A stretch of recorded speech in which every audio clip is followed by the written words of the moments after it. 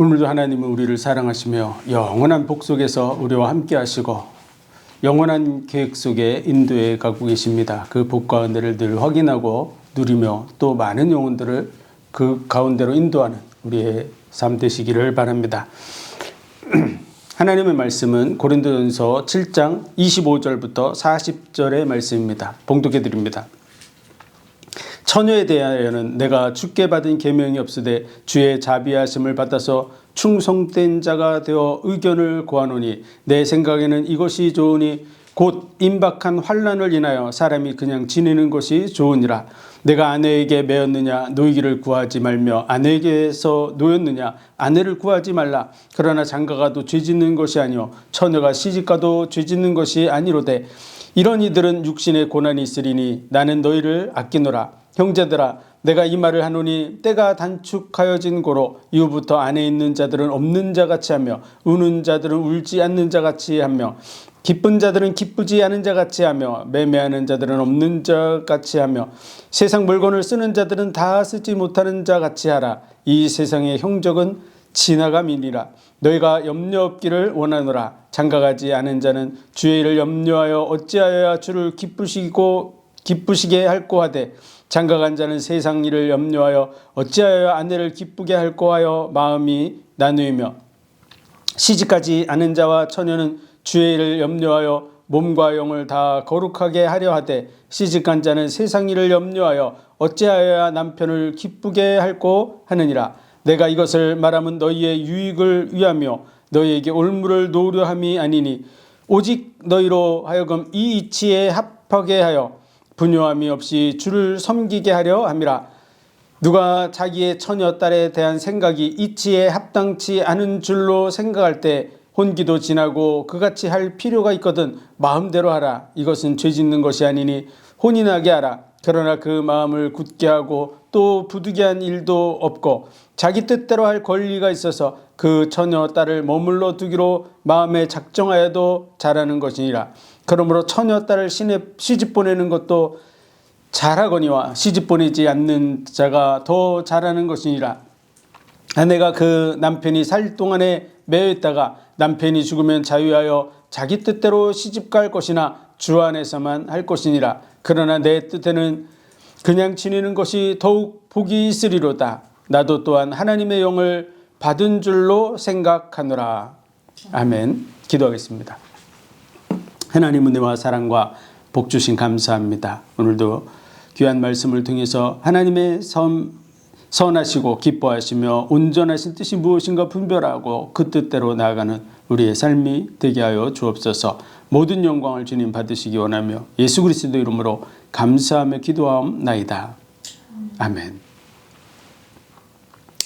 고린도 교회의 그런 모습들을 보면 고린도 교회는 건강한 교회라고 했나요? 아니면 건강치 못한 교회라고 했나요? 고린도 교회는 사람을 중심으로 파당을 나눴어요. 게바파, 아볼로파, 바울파, 그리스도파 이렇게 자기들이 원하는 대로 그냥 정말 복음의 진실을 확실하게 알지 못하니까 사람 중심으로 나누어지는 것이죠.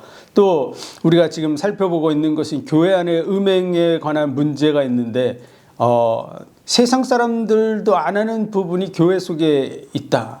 이런 부분들. 또 그걸 가지고 판단할 사람이 없어서 세상 밖에서 이렇게 판단하고 하는 이런 문제가 발생하기도 하고요.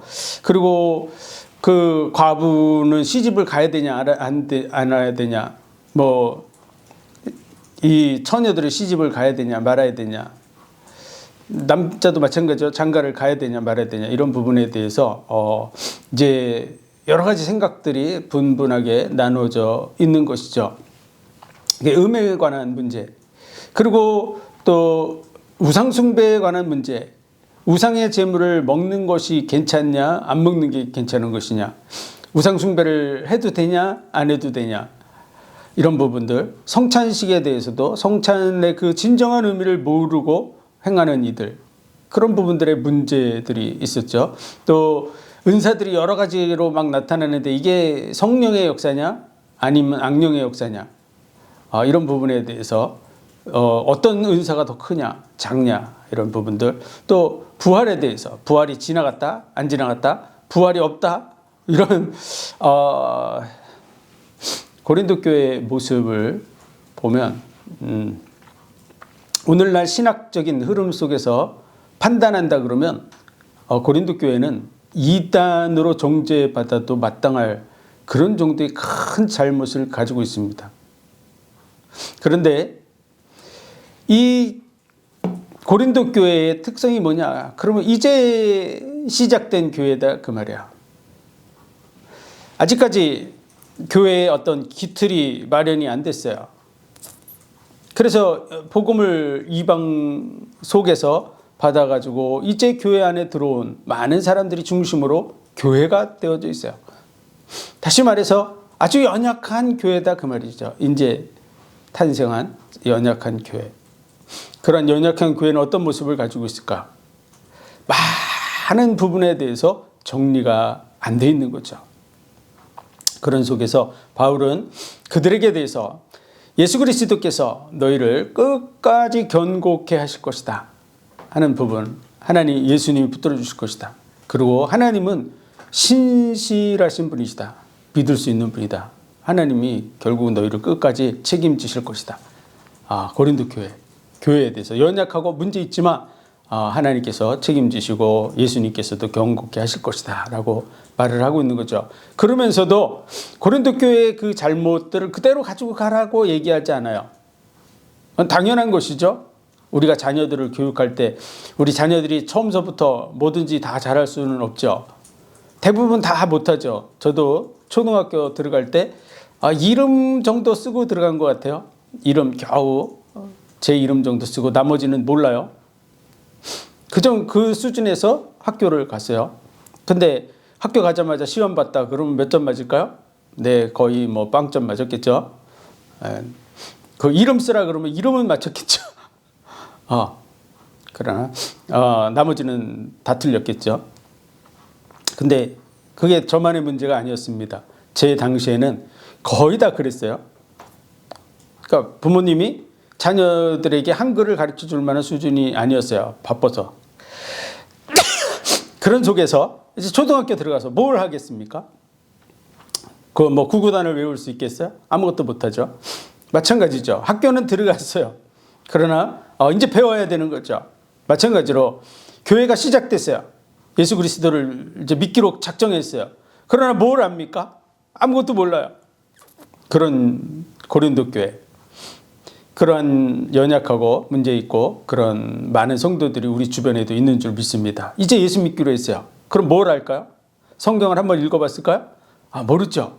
뭐 베들레헴이 어디 있다 그러면 뭐 압니까? 몰라요. 베들레헴이라는 이름도 처음 들어볼 수 있어요. 그런 분들이 예수 믿기 시작했어요. 그럼 어떻게 해야 될까요? 당연히 그들을 도와 나가야 될 줄로 믿습니다. 그리고 바른 길로 인도해 나가야 되겠죠. 그래서 같은 말, 같은 마음, 같은 뜻으로 합하라고 말씀하고 있는 것이 고린도 교회를 향한 중요한 메시지입니다. 그리스도 안에서 같은 말을 해야 되고요. 같은 마음을 가져야 돼요. 분쟁이 없이 같은 마음을 가져라. 그리고 같은 뜻으로 합하라. 합하는 쪽으로 가야 될 줄로 믿습니다. 근데 오늘날에는 신학이 정립이 많이 되어져 있어요. 그리고 교단들이 형성이 되어져 있는데 그런 신학적 정립이 잘 다 되어져 있고 또 교단이 형성되어 있고 교회의 그 목회자들을 세우는 데 있어서 교육 시스템도 잘 되어져 있어요.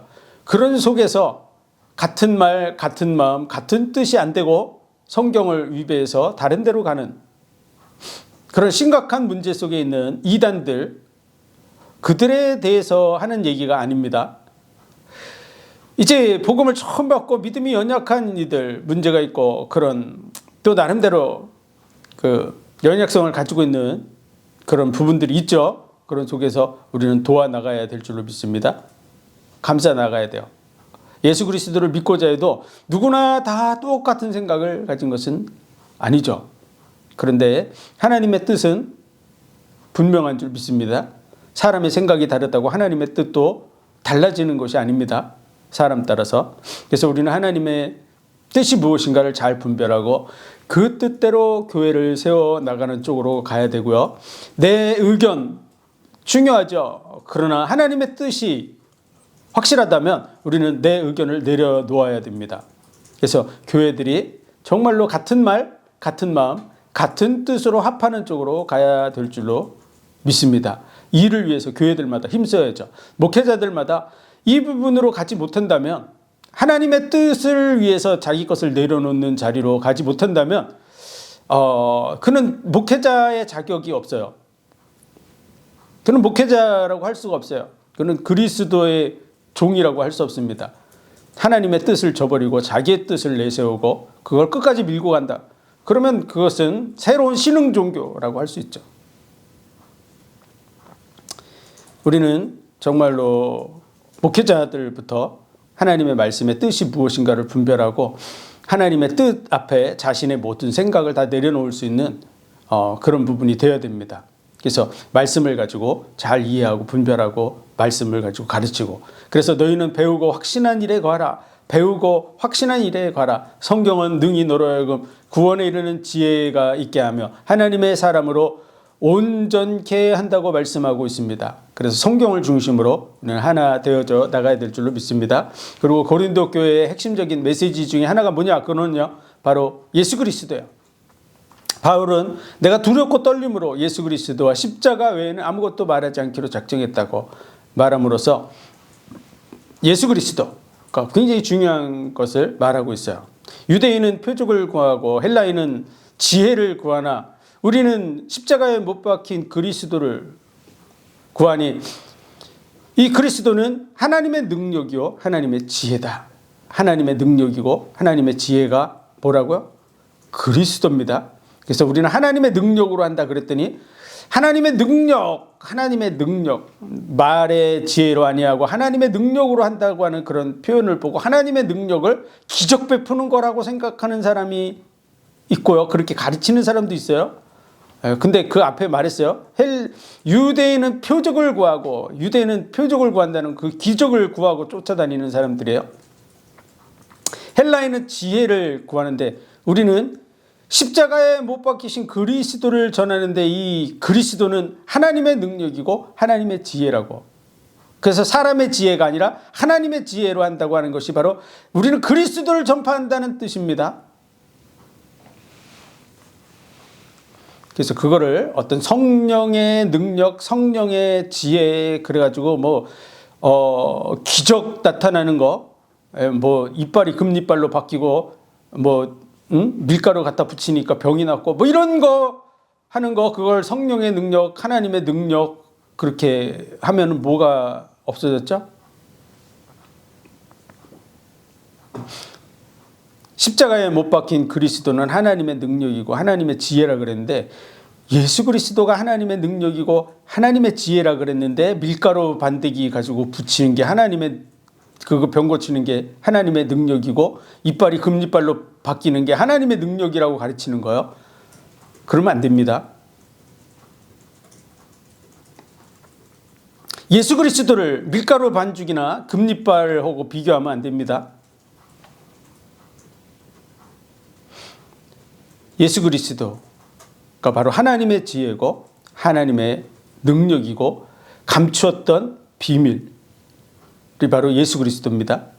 그래서 이런 부분들을 확실히 알아서 예수 그리스도와 십자가 외에는 내가 아무것도 알지 않기로 두렵고 떨림으로 예수 그리스도와 십자가를 전하기를 힘썼다고 하는 거야. 그 당연한 것이죠. 제자들이 돌아다니면서 어떤 불을 끌어내리는 기적, 병 고치는 능력, 이런 거 자랑하고 돌아다녔겠어요? 그들은 목숨 걸고 복음을 전파하고 다녔는데 뭘 전파했겠어요? 십자가에 못 박히신 예수 그리스도를 전파한 줄로 믿습니다. 십자가에 못 박힌 예수 그리스도. 우리는 뭘 전파하고 있습니까? 기회가 있으면 십자가에 못 박힌 예수 그리스도를 전파하고 있으면 정말 제자들의 길을 걸어가고 있는 거야. 근데 기적을 능력이라고 가르치고 돌아다니면 유대인들이 하고 찾고 쫓아다니는 거 하고 있다고 보면은 성경적으로는 그렇게 비춰보면 맞습니다. 근데 오늘날에는 많은 이단들이나 적 그리스도나 거짓 선지자들이 그런 일들을 행한다고 말하고 있죠. 그래서 그런 걸 자랑하고 그걸 하나님의 능력이라고 가르치는 그러면 적 그리스도가 맞습니다. 그게 하나님의 능력이라고 가르치면 적 그리스도가 맞다 그 말이야. 예수 그리스도를 대적해서 기적을 나타내는 그런 것, 우리는 정말 잘 분별해야 될 줄로 믿습니다. 기적을 많이 행하고 돌아다녔던 목사님이 인도나 이런 데 가서 보니까 수많은 기적들이 일어나는 거야. 거기는 예수 그리스도를 믿는 사람들이 아닌데 별 기적들이 다 일어나요. 그런 거 보고 여기도 구원이 있구나 이렇게 얘기하는 그런 부분으로 이렇게 기울었다는 건 심각한 일입니다. 그게 본질이 아니에요. 그래서 데살로니가 후서 2장에 보면 마지막 때에는 사단의 역사를 따라서, 누구의 역사라고요? 사단의 역사를 따라서 거짓 기적과 표적으로 많은 믿는 자들까지도 미혹하리라고. 거짓 기적과 표적으로 믿는 자들도 사단의 역사를 따라서 거짓 선지자들과 적그리스도들이 이런 일들을 행한다고 되어 있습니다. 그런데 거기에 적그리스도나 거짓 선지자는 현실 속에서 어떻게 오죠? 그 이마에다가 난 적그리스도 이렇게, 나는 거짓 선지자 이렇게 붙이고 돌아다니지 않습니다. 난 거짓 선지자야 그러면서 설교하고 돌아다니는 사람 본 적이 없죠. 다 선지자의 이름으로 옵니다. 그러나 그러한 일들을 행하는 자들은 뭐라고요? 사단의 역사를 따라서 움직이는 적그리스도와 거짓 선지자라는 거야.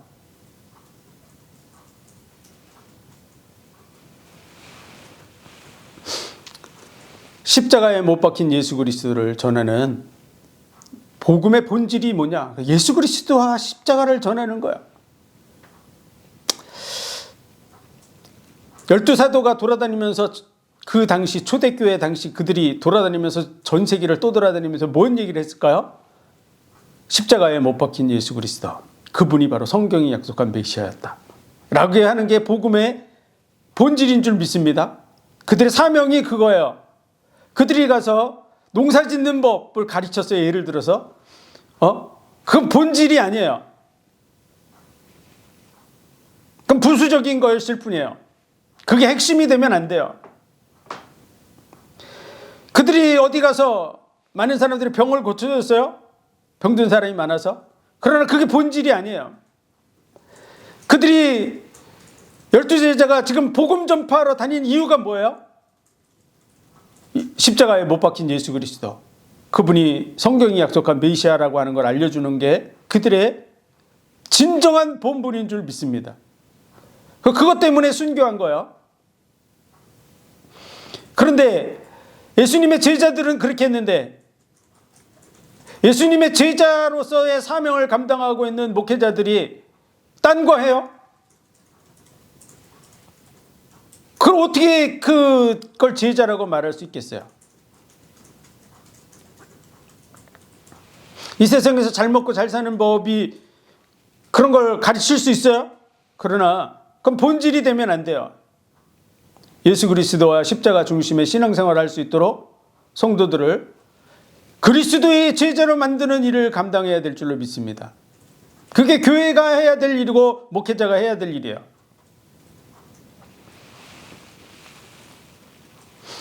우리 오늘 교회 안에 음행의 사건이 있는 부분에 대해서 고린도 교회 문제들에 대해서 다루고 있는데, 오늘 말씀을 보면 처녀에 대해 내가 주께 받은 계명이 없으되 주의 자비하심을 받아서 충성된 자가 되어 의견을 구하노니 내 생각에는 이것이 좋으니 곧 임박한 환난을 인하여 사람이 그냥 지내는 것이 좋으니라.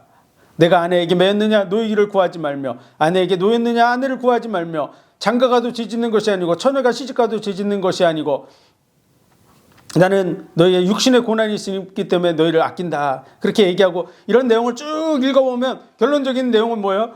그리스도의 날이 가깝고 그리스도를 위하여 생각하는 것이 더 좋은 일이다. 시집을 가든 장가를 가든 시집을 안 갔든 장가를 안 갔든 그것이 죄가 되거나 문제가 되지 않는다는 거예요. 시집 가는 게 죄가 됩니까? 시집 안 가면 죄가 됩니까? 장가 가는 게 죄가 됩니까? 장가 안 가는 게 죄가 됩니까? 전혀 문제가 안 돼요. 장가를 가도 죄가 되지 않고 장가 안 가도 죄가 되지 않습니다.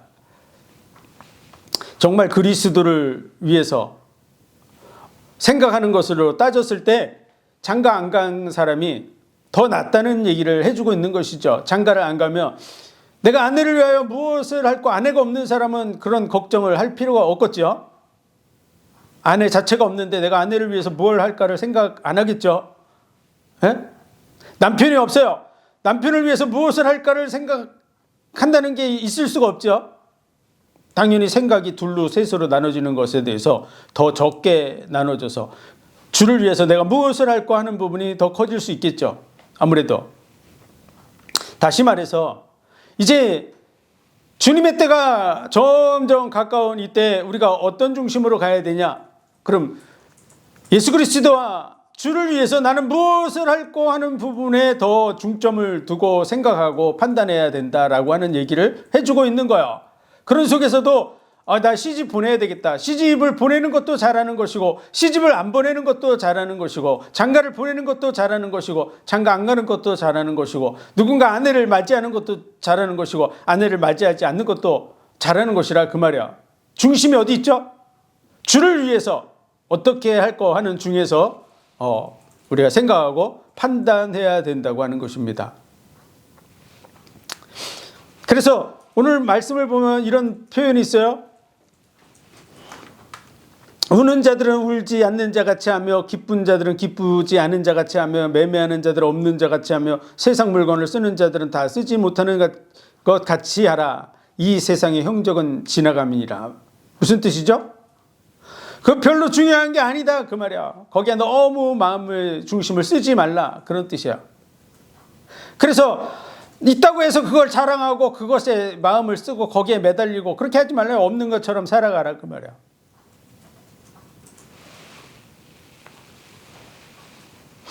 우는 자들은 울지 않는 자 같이 하며 지금 슬퍼서 울어요. 그러나 거기 너무 집중하지 말라는 거야. 다 지나가는 거야. 다 지나가. 지금 엄청 기쁜 일을 맞이했습니까? 그러나 그것도 지나가요. 시간이 지나면. 그게 목숨 걸고 갈 일이 아니에요. 정말 중요한 건 뭐죠? 그리스도와 함께하는 쪽으로 가야 될 줄로 믿습니다. 교회가 여러 가지 많은 일들을 행하고 있어요. 오늘날 보면은 예배당을 건축하는 거 좋은 일이죠. 그러나 시간 지나면 그거 아무 소용이 없습니다. 예수님 재림하실 때 교회당 올라갈까요? 안 올라갈까요? 안 올라가요. 그런 거 교회당 자체가 나쁜 게 아니에요. 그러나 교회당 세우는 거에 너무 마음을 쓰지 말라 그 말이야. 뭐에 마음을 써야 된다고요? 예수 그리스도와 그분과 내가 어떻게 하면 함께 갈 수 있을까? 하나님의 진정한 뜻이 뭔가 그런 부분에 대해서 집중해야 될 줄로 믿습니다. 그래서 많은 영혼들을 구원하는데 예수님은 마음의 중심을 쓰고 계셔요. 우리를 구원하러 오셨고 또 많은 영혼들이 구원받기를 원합니다. 그래서 제자들을 파송할 때 너희는 모든 족속으로 제자를 삼고 아버지와 아들과 성령의 이름으로 세례를 주고 내가 분부하여 가르친 모든 것을 가르쳐 지키게 하라고. 그래서 예수 그리스도 중심으로 올바른 신앙생활을 할 수 있도록 많은 사람들을 제자 삼고 가르치고 구원받게 하고 하는 일들을 교회가 힘써 나가야 됩니다. 예배당 필요하지만 그거에 너무 힘을 써가지고 지역을 전도하는 일이라든지 이런 거 안 한다. 그러면 문제가 심각한 거죠. 무엇이 더 중요한가? 라고 하는 본질적인 의문을 우리는 하나님 앞에 던져서 물어봐야 되고요. 그리고 하나님이 원하고 기뻐하는 쪽으로 우리가 방향을 전환해야 될 줄로 믿습니다. 교회가 지금 시집을 가야 됩니까? 말아야 됩니까? 예수님이 곧 재림하신다는데 시집을 가야 됩니까? 말아야 됩니까? 장가 가야 됩니까? 말아야 됩니까? 할 수 있는 문제죠. 그러나 그게 그렇게 중요한 게 아니다 그 말이에요. 다 지나가요. 시집가고 장가가는 거 천국에 가면 있습니까? 없습니까? 없어요. 이 땅에서만 있어요. 그래서 그런 부분에 대해서 너무 마음을 쓰지 말고, 나는 좋은 사람이 있어요. 혼기도 됐고 나 시집 가야 되겠다. 그럼 가면 돼요. 그 죄 짓는 게 아니다 그 말이에요. 없어요. 목숨 걸고 뭐 산에 올라가서 시집 가게 해달라고 기도하고 밤낮으로 기도하고 그럴 필요 없다 그 말이야.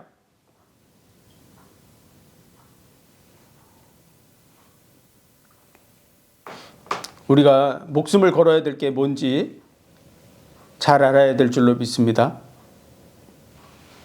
하나님의 뜻이면 결혼하게 될 것이고, 하나님의 뜻이 아니라면 아무리 노력해도 결혼 안 되겠죠.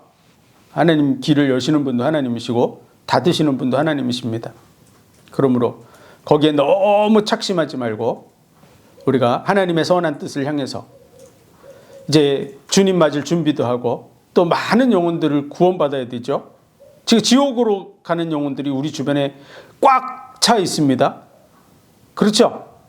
내 주변에 구원받는 사람, 이 사람 딱 보니까 이 사람 구원받겠어 하는 사람과 이 사람 지옥 갈 것 같아 라고 하는 사람 중에 프로테저가 누가 더 많습니까?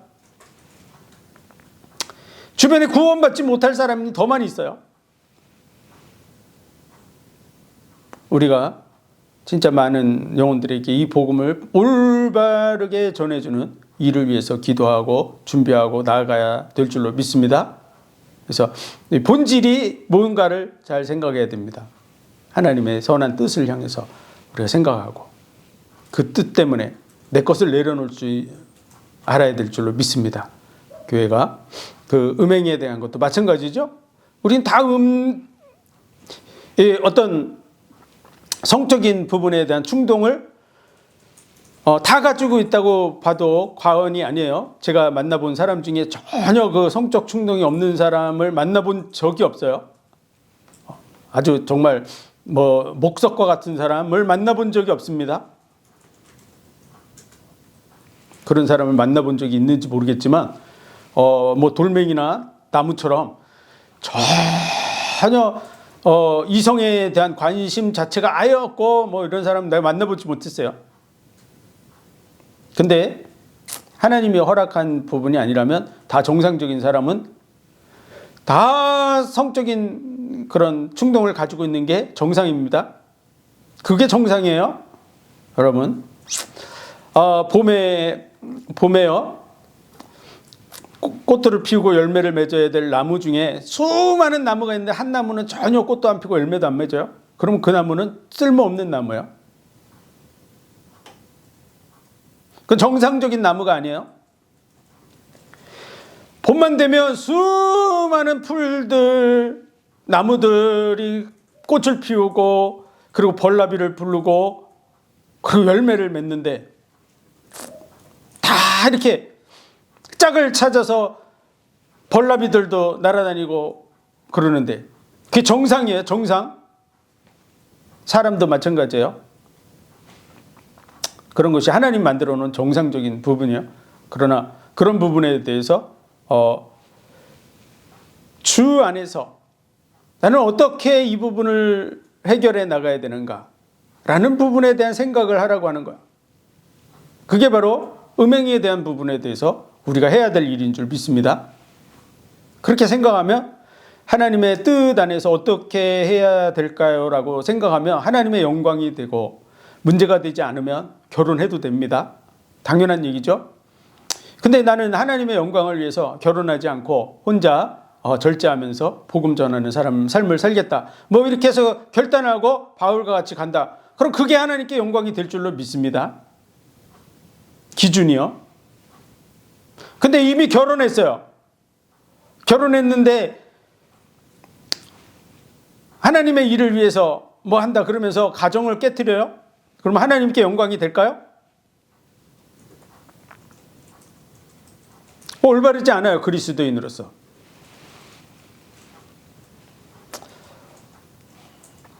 결혼한 사람은 당연히 가정에 충실을 해야 되겠죠.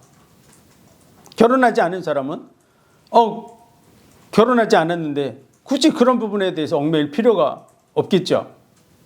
그런데 자신이 성적인 어떤 충동이 아주 강해요.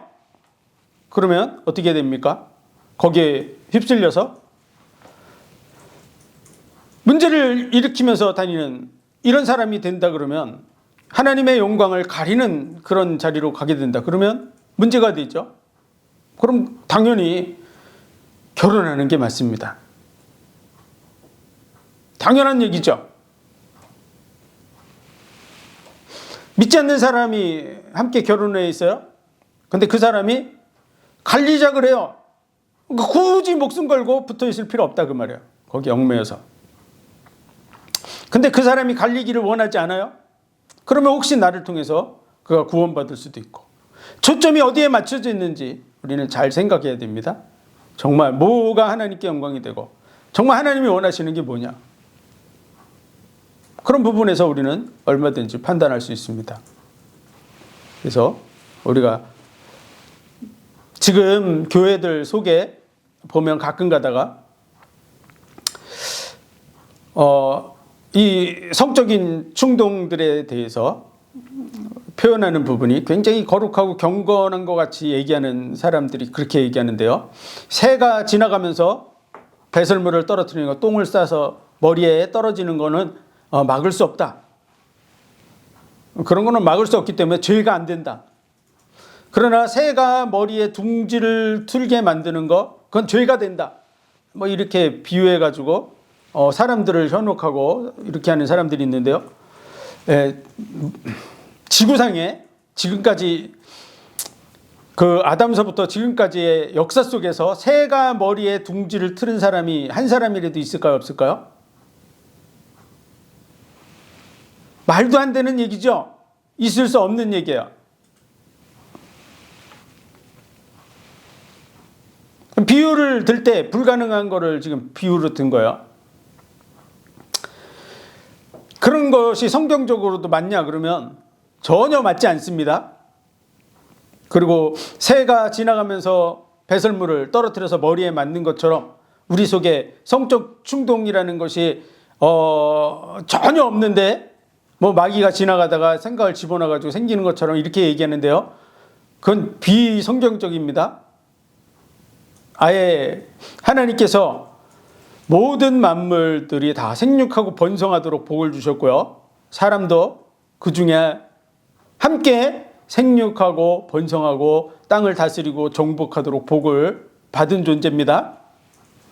하나님이 주신 것이지 지나가는 마귀가 갑자기 뭐 음란한 생각을 줘가지고 나는 전혀 생각이 없는데 그런 것이 됐다. 이런 식으로 하면 안 됩니다.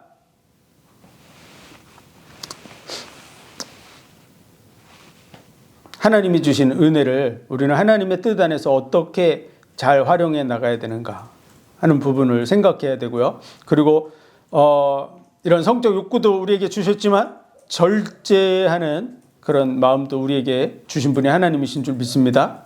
그래서 인간으로서 또 하나님의 사람으로서 우리는 우리에게 와 있는 많은 부분들에 대해서 어떻게 하면 하나님의 영광과 의를 위해서 사용할 수 있는가, 절제해야 되는가, 이런 부분에 대해서 생각하고 판단하고 결정하고 나가야 됩니다.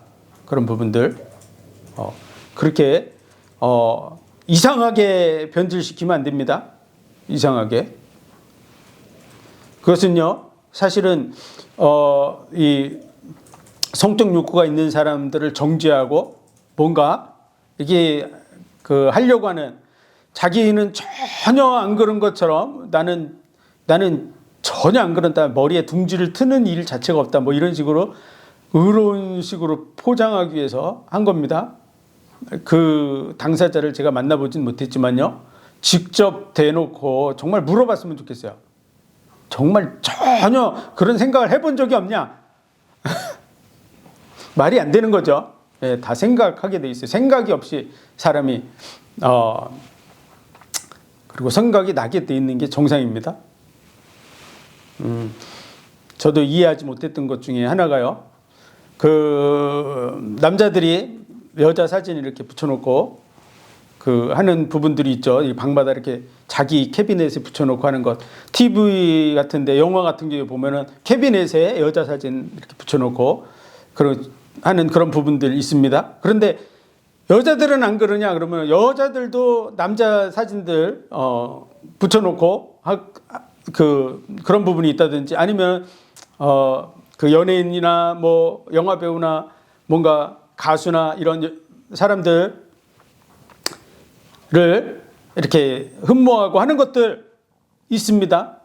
처음에는 제가 이해가 안 됐어요. 여자들은 안 그럴 거라고 생각했었는데 남자들하고 다를 거라고 생각했었는데 거의 대동소이하다. 조금씩 차이가 있을 뿐이지 그렇게 큰 차이가 없다. 좋아할 수 있습니다. 그건 정상이에요. 예를 들어서 공원에 가서 꽃들이 활짝 펴 있어요. 꽃을 이쁘다고 가서 사진 찍고 냄새 맡고 그런 거 정상입니다. 꽃이 한박 펴 있는데도 전혀 꽃에 대해서 느낌이 없다. 그럼 병원에 가야죠. 가서 치료받아야 됩니다. 심리적인 그런 부분에 대해서. 뭔가 심각한 문제가 와 있어요. 그런 것처럼 멋있는 남자 또 정말 예쁜 여자를 보면 남자들이 그런 부분에 대해서 움직이는 거 당연한 거야. 근데 그런 생각이 전혀 없었다. 머리에 둥지를 안 튼다. 표현이 그렇게 해놔서 그렇죠. 사람이라면 당연한 겁니다. 저는 어렸을 때도 보면요. 예쁜 여선생님. 그럼 그 예쁜 여선생님하고 조금 덜 예쁜 여선생님. 그럼 예쁜 여선생님한테 마음이 가는 거 당연한 겁니다. 그걸 애들이 잘못했다고 너 진짜 너 마귀가 역사한다 이런 식으로 하면 안 됩니다. 그 당연한 거죠. 잘생긴 총각 선생님, 나이 먹은 할아버지, 못생긴 할아버지 선생님. 그럼 누가 줬습니까? 애들이 그런 부분에 대해서 생각하는 건 당연한 거죠. 멋있는 총각 선생님. 그렇다고 그분하고 뭐 문제를 일으키는 것도 아니고 생각하는 것 그런 것들을 갖다가 죄라고 정죄하는 그 머리에서 둥지를 트는 거라고 이런 정말 말도 안 되는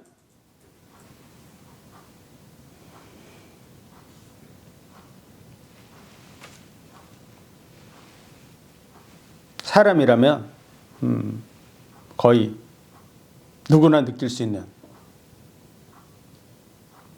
그런 부분들 그걸 죄라고 하면 안 됩니다. 하나님이 만들어 놓은 만물이 다 하나님의 스케줄 속에서 봄이면 정말 놀랍도록 많은 꽃들이 펴요. 그 꽃이 뭐 때문에 핍니까? 수정하기 위해서 꽃을 펴요. 수정하기 위해서. 벌나비를 불러서 수정하기 위해서. 짝을 내가 숫꽃을 만날 수 없으니까 숫꽃에 그 꽃가루를 묻혀서 오는 그 벌과 나비를 맞아들이기 위해서 꽃들이 피는 거야.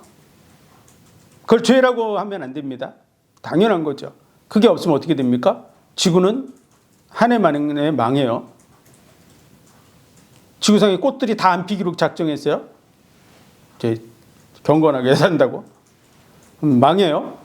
그게 하나님 뜻이 아니에요.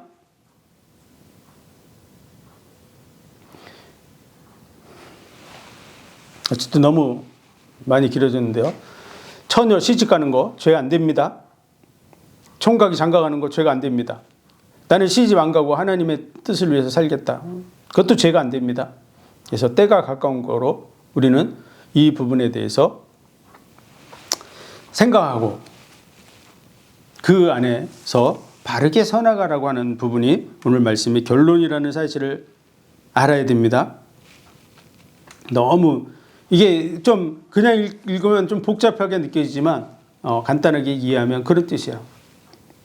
그래서 주를 위해서 생각하고 판단하고 결정해 나가는 저와 여러분 되시고 또 많은 사람들 상담할 때도 그런 관점에서 얘기해 주면 되겠죠.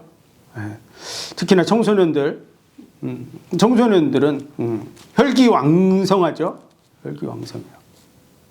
그런 부분에 대해서 굉장히 많은 고민들을 한단 말이에요. 정상적인 건 정상이라고 얘기해 줘야 됩니다. 하나님의 은혜가 있기를 바랍니다. 기도하겠습니다. 하나님 은혜와 사랑과 복 주신 감사합니다. 주님 오실 때가 얼마 남지 않은 줄 알고 늘 주를 위해서 마음을 써나가는 사도 바울과 또 당시에 많은 처녀 총각 남녀들이 여러 가지 많은 문제들을 겪었습니다. 그런 속에서 그들이 어떻게 서야 될지 말씀하신 것처럼 오늘날에도 마찬가지로 동일한 문제 속에 있습니다.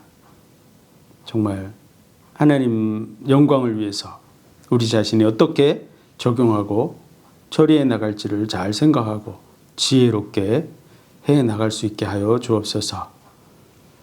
모든 영광을 주님 받으시기 원하며 예수 그리스도 이름으로 감사하며 기도하옵나이다. 아멘.